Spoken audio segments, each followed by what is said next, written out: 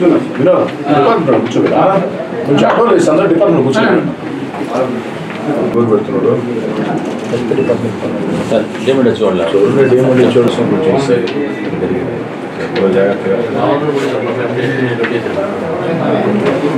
తర్వాత ఫ్లెక్సీలు గారు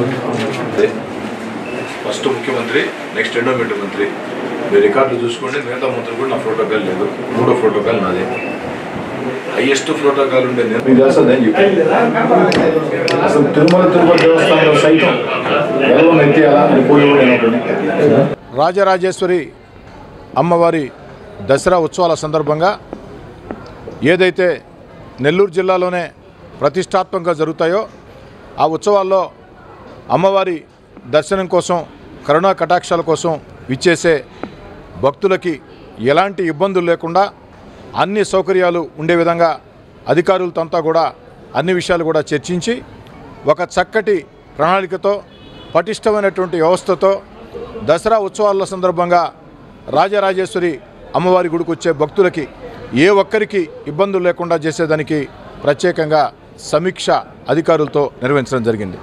చంటి బిడ్డలు వేసుకుని మహిళలు వృద్ధులు అనేక మంది క్యూ లైన్లో గంటల కొద్దీ వేచి ఉంటే వీఐపీల పేరుతో ఎప్పుడు పడితే అప్పుడు ఎక్కడ పడితే అక్కడ సాధారణ క్యూ లైన్లను ఆపివేసి అమ్మవారి దర్శనానికి వచ్చి భక్తులకి ఇబ్బందులు కలుగుతూ ఉన్నాయి. భక్తుల మనోభావాలు దెబ్బతింటూ ఉన్నాయి. కాబట్టి వీఐపీలారా మీకు కేటాయించిన సమయంలో మాత్రమే మీరు దర్శనానికి రండి.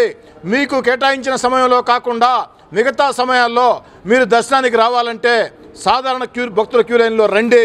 లేదనుకుంటే భక్తుల ఆగ్రహానికి ప్రజల ఆగ్రహానికి రాజరాజేశ్వరి అమ్మవారి ఆగ్రహానికి కూడా గురవుతారు. అమ్మవారి దర్శనానికి వచ్చేది అమ్మవారి కరుణా కటాక్షాల కోసం. అమ్మవారి దర్శనానికి వచ్చేటప్పుడు భక్తులందరూ ఒకటే. ఎమ్మెల్యేల ఎంపీల కోటీశ్వర్ల వీఐపీల తేడా లేదు. దేవుడి ముందు అందరూ సమానమే. అలాంటి సమానాన్ని కాదనుకుని ఎవరికి వాళ్ళు మేము గొప్ప అని సాధారణ భక్తుల మనోభావాల్ని దెబ్బతీసే రీతిలో సాధారణ భక్తుల్ని ఇబ్బందులు పెట్టే రీతిలో ఎప్పుడు పడితే అప్పుడు వీఐపీల పేరుతో సాధారణ భక్తుల క్యూ లైన్లు కానీ ఆపితే సహించే ప్రశ్నే లేదు. దీనికి అధికారులదే బాధ్యత. శాసనసభ్యుడిగా నేను సైతం ఆ ప్రోటోకాల్ని వదులుకుంటున్నా. సాధారణ భక్తుల క్యూ లైన్లోనే అమ్మవారిని దర్శనం చేసుకుంటానని తెలియజేస్తూ